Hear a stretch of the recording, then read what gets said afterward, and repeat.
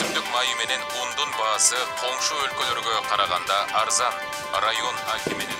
Ата, эмне көрүп жатасыз? Кызым, могу каналдын жаңылыктарында биздин өлкөдө коңшу өлкөлөргө караганда баалар арзан деп көрсөтүп атат. Кызык. Ушундай да салыштыруу болмок беле.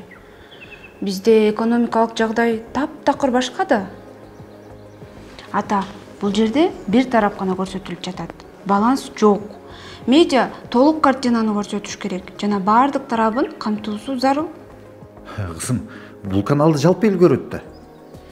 Ата, билесизби, каналга эмес, маалыматтын сапаттуулугуна көңүл буруш керек.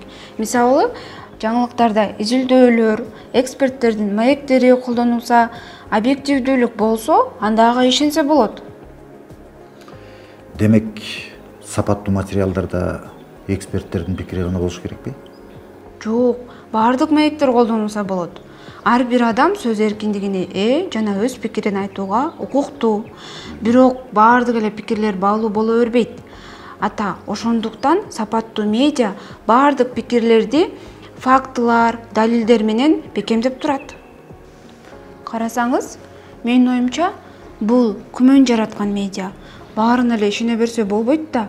Кошумча изилдөө, маалыматты ар кандай булактардан текшерүү керек. Макул кызым, эми мен мындай маалыматтарга жакшылап көңүл бурам.